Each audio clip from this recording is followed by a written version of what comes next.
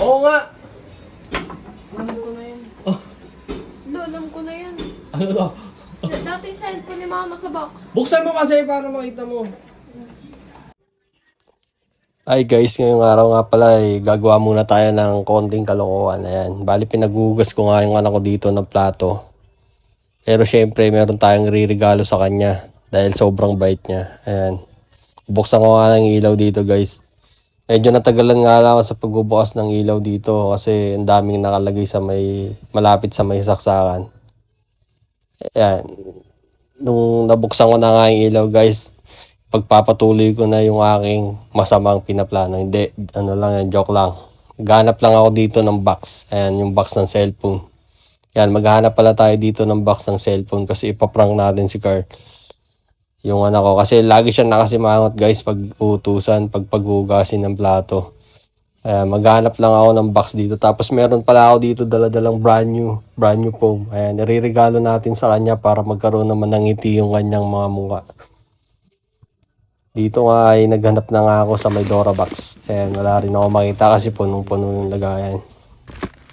Dito nga ay ginalkal ko na nga rin. Ayan. Inangat ko nga lang yung mga nakalagay dito. At dito nga meron ako nakita. Ayan. Kulay puting box. Yun, Samsung guys. Ayan, tatanggalin lang natin yung mga laman nito guys. Ayan, ibabalik din natin mamaya.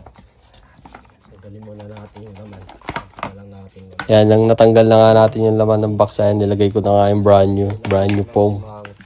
Nairirigalo natin sa anak ko, na laging nakasimangot pag pinaghugas ng plato. Ayan, at dito nga ibababa na ako para iabot sa kanya ang kanyang regalo.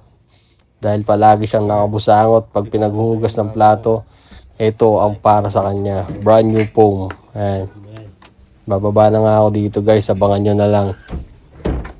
Let's go!